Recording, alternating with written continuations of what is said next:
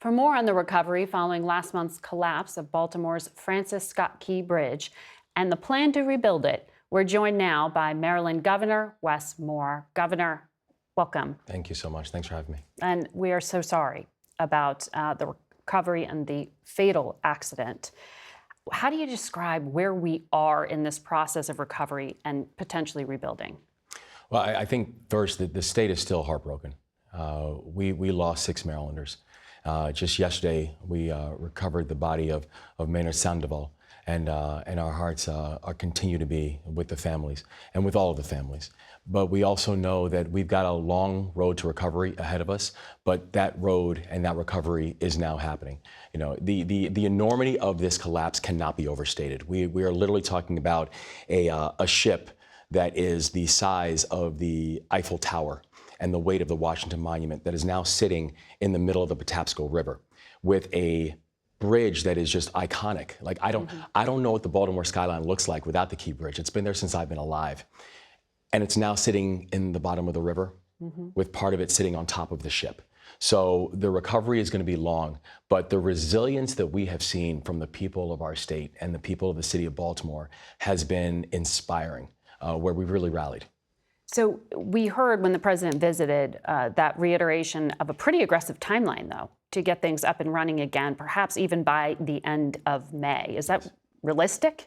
It's realistic, and I think that it's going to take something that's going to be a 24/7 operation, which has been full functioning. To have full functioning, and that means being able to not just continue the maritime operations that we have, and also it's understanding how important that port is, not just to Baltimore, but to the entire country. And right now, if you look at the Port of Baltimore, we have operations that are taking place via truck and via rail. It's the maritime operations that have come to a halt. But we are going to do everything in our power to make sure we are bringing closure and comfort to these families, to be able to reopen this channel, to be able to support our workers and support families who have been impacted by it, and also begin the process of the rebuild of the bridge. It is an aggressive timeline, but we are going to work around the clock to make sure that we hit this timeline.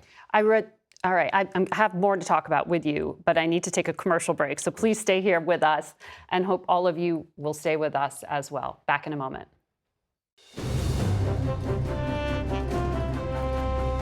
Welcome back to Face the Nation. We continue our conversation with the governor of Maryland, Wes Moore. Governor, I want to pick up on this question of how to rebuild and how quickly. I know you will be going to the Capitol this week to meet with lawmakers to discuss the funding Senator Van Hollen just mentioned. There are reports the price tag could reach as high as $1 billion, if not more.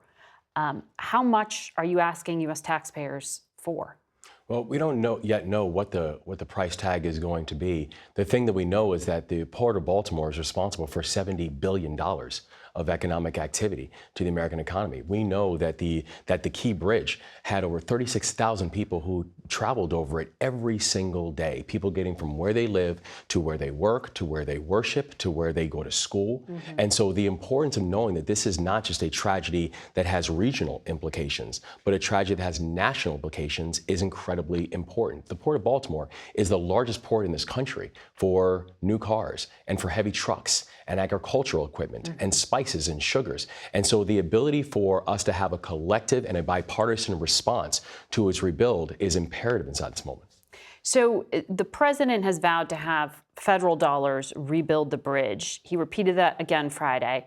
And then he added on that he'll make sure the parties responsible will pay to repair the damage as well. How is that going to work? That taxpayers front the cash and then insurance claims pay them back? How does this going to work? That's exactly right. So basically what it's saying is, and I'm thankful to the president for saying that this is going to be a national response to something that is a national tragedy. And at the same time, if people need to be held to account for what happened, they must be held to account. There's an independent NTSB investigation that's taking place right now.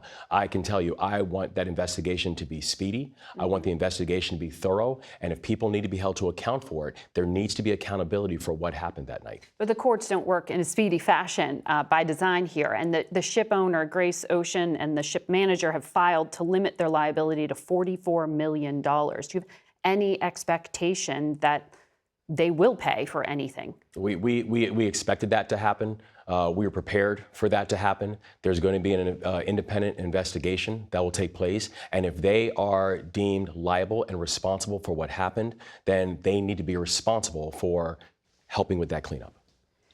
President Biden also said on Friday when he visited the port that U.S. steel and union labor will be used to rebuild it. Can you move swiftly with those kind of stipulations? Well, I think it's going to be important that we are building and rebuilding this with a way that is going to be on time and on budget with a very clear plan.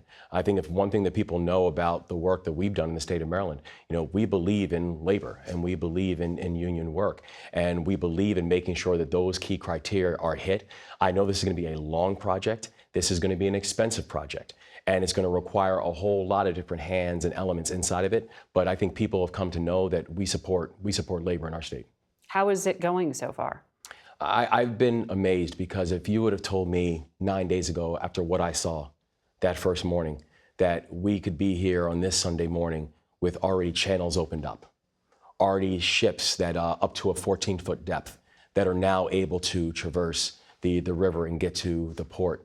If you would have told me that we were already started moving, we have now moved hundreds of tons out of the river. And if you look at the fact that even just in the past few days, we've removed over 250 tons from the river. That is the equivalent to the weight of the Statue of Liberty. Wow. And so I've been amazed at how this coordination between federal, state, local, the Coast Guard, the Navy SUPSOLV, the Army Corps of Engineers, how everything is working in a synced way. And I've been very proud of the response.